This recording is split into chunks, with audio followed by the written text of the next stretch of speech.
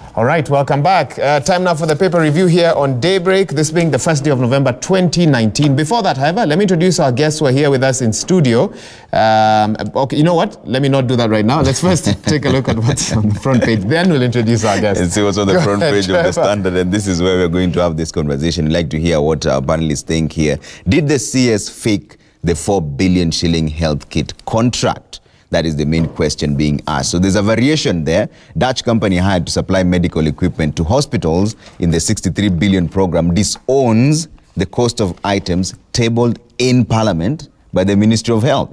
They say they were paid 900 million shillings less than what was stated. And that is the main concern on this particular story. The cost of ICU equipment, Philips Medical Systems, Netherlands, BV, delivered 3.6 billion shillings worth. The amount the ministry claims was paid for the same equipment to the same company is 4.5 billion shillings, giving a 900 million shillings more, not less. And this is why the Constitution lines, especially around all contracts being made public, is very important. Because once the information is disclosed like that, anyone who would have sort of a different narrative can come out publicly and mention that as well, and we'd have situations like this, which is why it's very worrying when you hear that the deal with whoever is now buying Kenya's crude oil, etc., the SGR, Nobody we still knows. don't know still what waiting the for final that deal. numbers were. Yeah. But once this information comes to light, we now get situations like this. And this is coming at a time when counties themselves say they were not even consulted when it comes to the medical equipment leasing scheme. Some of the counties have been given equipment they can't use. Some of them have been given equipment they don't have personnel to use.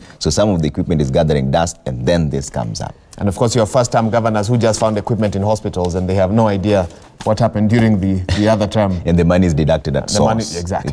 It's not sent to you, then deducted. It's deducted fast, in advance. I don't know where to start. Let me now introduce our guests. I believe I can. From their far right, we have Steve Ogola, an advocate of the High Court. Properly dressed down. Thank you for joining us, Wakili. Yeah, thank you. Asante sana. Narima Wako, Executive Director, Siasa Place. Thank you for joining us today as well. Thank you. And Anthony Buluma, the Executive Director of the Kenya Young Parliamentarians Association. Thank you for joining us as well. Auntie. Good. Brilliant. Well, where do we start, Trevor? Let's start with the newspaper review before we get into our main concern here. And Steve, I'll start with you. At this point, this is pretty much just speculation. Legally, what kind of action can be taken? And when you see such headlines, what comes to your mind? Because, for you, you can cut across the legal brain and the citizen. Well, I think at this particular point, I would not want to heighten anxiety. What we would want to wait and see is how DCI investigates and gives us a report. Because since already there's been aspersion cast on these figures that the cost was inflated by 900 million, right? 900 million. We really want to know where the 900 million that has been explained here in what was tabled in Parliament, how it has, the justification for it. So I think it would be better to wait and see what investigations reveal. However, I would not be really surprised if inflation didn't really happen, if inflation of the cost did actually happen, because part of the challenges we're dealing with is that there's misappropriation, wastage and pilferage of public resources. And I think theft of public resources happens during procurement. So it's possible that someone did in fact inflate, or it's possible that it could have a justifiable explanation. What Kenyans now would want to know, now that the media has covered this, reported basically what was covered, what was presented, the discrepancies in Parliament. I think they should take the least time possible to bring to the fore the facts as they are, so that we'll be able to know who did what, in terms of preparing these estimates. Okay, Narima, what are your thoughts on this? It's very saddening every time you see scandals, especially within the health sector. We know that a lot of Kenyan average citizens are struggling when it comes to the health and access to health. As much as we might have universal healthcare, and the government is working on that with the Big Four agenda. But when you see stories such as this, you wonder where the heart is. If you're capable... Well, I would say allegations not been charged yet, but go ahead. But there are discrepancies anyway, as much as no one has been charged. That has come out, and it's concerning to think that this is somebody's life on the line, and people are more concerned about profit. And that, for me, is what is worrying, since we've been seeing a lot of reports, including from here, on cancer and all sorts of diseases, which frankly, in this country, if you have a chronic illness or condition, you are in poverty. There's no way you can sustain yourself. And I believe there's even an article on that where people are selling land or even trying to find ways and resources to be able to pay for healthcare. So why is it so expensive for you to be healthy in this country? Yet, without healthy citizens, you cannot build a country. As the year winds down, okay, it's not December yet, but we are 1st of November, we're at the end. How would you describe, in your own words, to a visitor to this country, the war on corruption in 2019? How do you term it? What war? Okay. Oh, wow. You don't even think there's a war against it? No. I don't think there's been enough effort. I don't think there's been enough effort. I believe that there have been a lot of cases, but then whether those cases have gone through to the end of conviction, I'm still waiting to see. We've seen a lot of high-level officials being afraid for the very first time, where we've seen governors sitting in police cells. I don't know if that's the right term, because they haven't been to jail yet. And we have not quite seen that go through. We still have governors serving. What does that mean? If you are even linked to a particular case, according to our constitution in chapter 6, you should step aside. You should be fired, but they're still serving. And so I don't think that it is harsh enough. I think the level of corruption in our country, it should be harsh. We should be concerned about where our tax-paying money is going through. And right now we hear government saying how they're trying to retrieve taxes, but we're not talking about accountability. Accountability is something that our government is not working hard enough on. Instead, I've been seeing them, the CSs, working very hard with KCPE and distributing examinations when they should be concerned about how they're going to properly work in their departments and fix the corruption within there. Okay. Buluma, what comes to your mind when you see this? I think first of all is very frustrating, because just the thought that a CS has the audacity to mislead Parliament is a problem, because you are aware that Parliament is the institution that has the direct mandate of the people to represent them. So providing misleading facts to a committee in Parliament, which by law is the equivalent of a high court, is as good as going before a judiciary and lying. So I think, first of all, this headline is nothing new. Over the years, we've just been dealing with mega headlines of mega corruptions, and it looks like it's business as usual. But I think time is ripe for us to actually do the right thing. And the right thing would be, one, it should not stop at this. I think if the same story can be followed to its logical conclusion, in the sense that we establish whether the CS is culpable of the accusations that have been laid, because this is very grave. Coming in the wake of, we just recently had the government launch the universal healthcare, and we are not doing so well as much. We're coming from the days where we had the chair of Council of Governors coming out in public to categorically state that there are certain decisions that were made and imposed on governors. I mean, what are we trying to say here as a country? That we are no longer bothered about the lives and the welfare of the citizens? These headlines are coming in the wake of the high rise in terms of cases of cancer, victims after victims. And these are poor people who don't necessarily enjoy the benefits that this CS has. If she was to get a cold, catch a cold, it's very easy for her to be transported to whatever country to get treated. But we are playing with money that is actually intended to at least facilitate the lives of poor Kenyans who are not as privileged as many of us who have access to this thing. Of course, it is important to mention that this has not been proven yet. It's just a discrepancy that is yet to be explained. Like Steve Ugola said, so at this particular point, we can't really point fingers at her specifically until this comes out and it's explained. But going by the headline, the way you've put it, did CS fake 4 billion house? It's the way the Standard has put it. It's a question. Not Citizen TV, the Standard. All right, and that's why we call this a paper review. Yeah. All right, so this is what you find on the front page of the Daily Nation. Uhuru and Ruto fight for control of Parliament. Senators will next week vote to adopt or reject Treasury's push to raise Kenya's debt ceiling to 9 trillion. The DP's allies have vowed to shoot down the proposal, which is dear to the president, who has the numbers. Steve Ogola, the Constitution envisioned a president and a deputy president who work in tandem. In many ways, they are considered to work as one. And this is the first reality of that since the Constitution was promulgated. But when you have them speaking at cross purposes with different intentions moving forward, how then can that be handled? Where the president has allies on one side who want this proposal to go through, but the deputy president's allies are saying no. Well, first of all, I have a problem with increasing the debt ceiling, but I also have a problem with DP people having a problem with the debt ceiling. I mean, here's the thing. The problem I have is not necessarily shared with the likes of Deputy Ruto's allies. Theirs is political realignment, and they are hitting back at the president for political reasons. But the legal issue is this.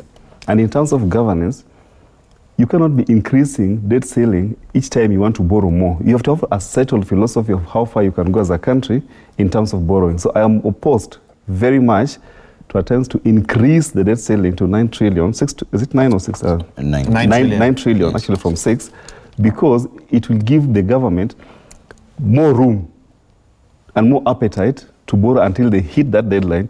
And once you already have the philosophy extending debt ceiling, once you hit 9 trillion, you can always find another justification to go for 12. To go for 12, to go for, so we have to debate and reflect as a country.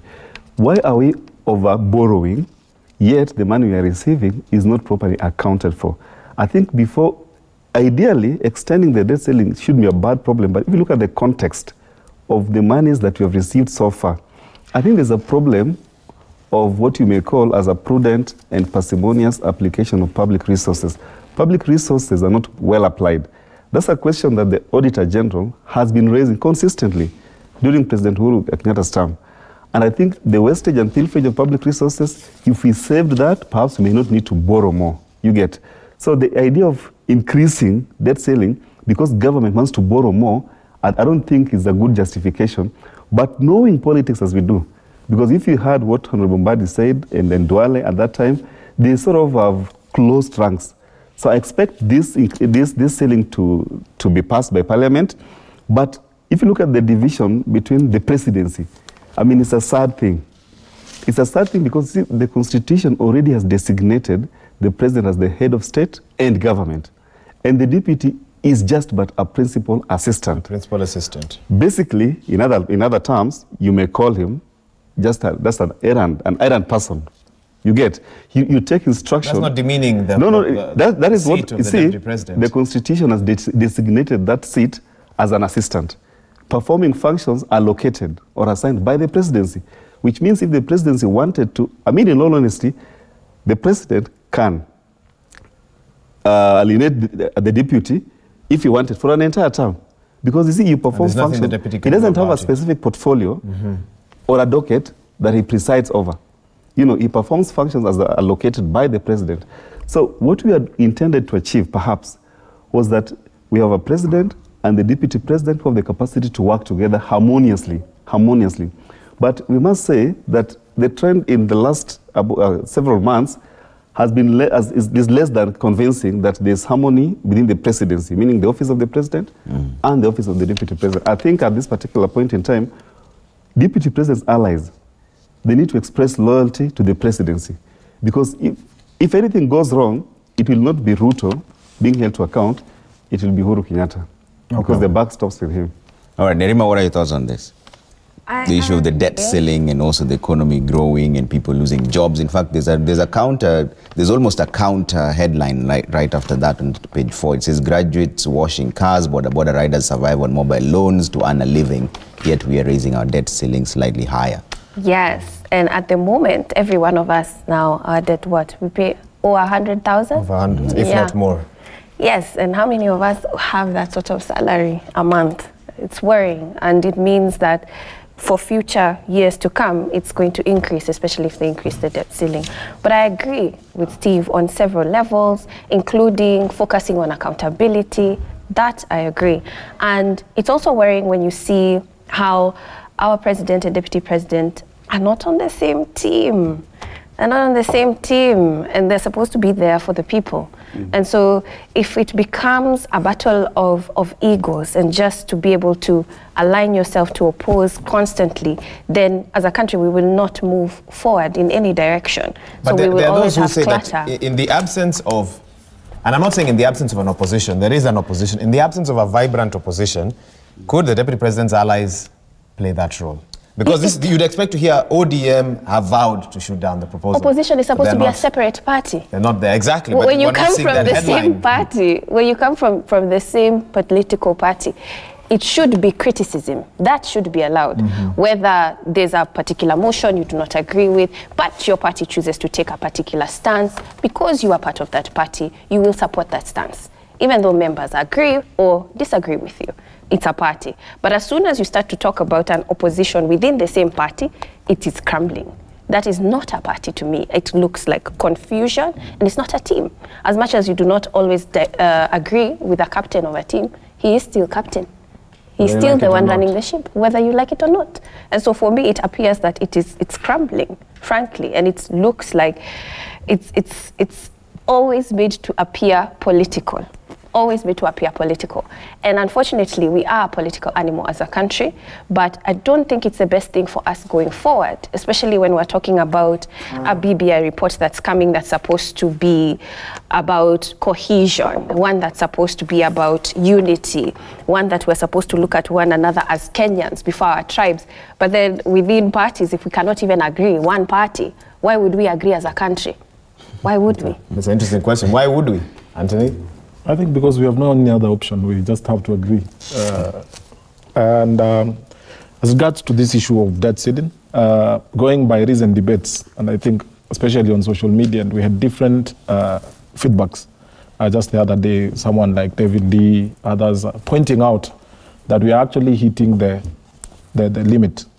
And it's not very, our debt. Yeah, in terms of our debt. And it's not very encouraging when we are still trying to further extend the debt ceiling to ensure that we take more.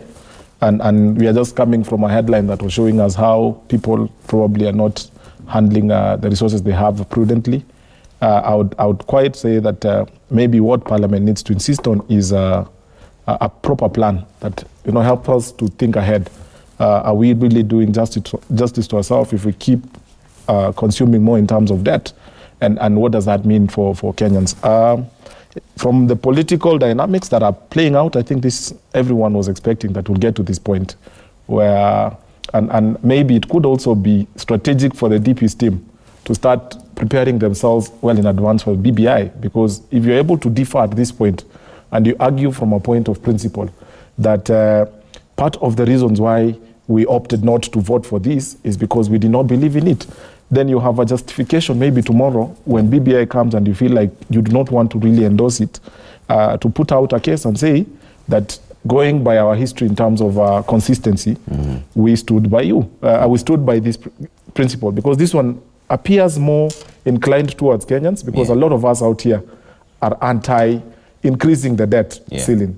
So playing to that could be strategic for the DP's camp if this is the case. Okay. And it works against the presidency. But then it also points out at weaknesses within the Jubilee system, because it means that there are no consultations that are ongoing.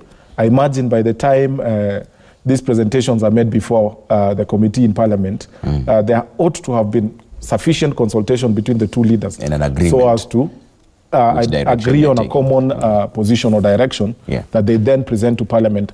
And someone at the level of Senator Kipchumba Murkomen, who's the majority leader, his work is basically to just spearhead and ensure that government proposals sail through. All right. We have to take a quick break, because all that we're talking about really boils down to leadership. And today we're talking about youth and leadership. So there's a report by Mzalendo Trust that really just did an assessment of the law and practice on youth inclusion and participation in the political process. It turns out the youth form more than 75% of the population, but at only 6.5% representation in Parliament. And there are many reasons why that is happening. So today we are also going to bring in Honorable Gideon Keteris, the nominated MP, also in the category of youth. We'll find out what they've been doing in Parliament as well to ensure that they have more numbers there, and whether you would vote for a young person, and whether that in itself is the only reason to vote. Is a good enough reason. Yeah, because you said Patrick Njoroge, who's the CBK governor, said you can't eat GDP. GDP numbers are good, but you can't eat them. Youth is good, but does it bring development? Exactly. That's what Narima's really looking at me as like, I hope that's She's not very happy.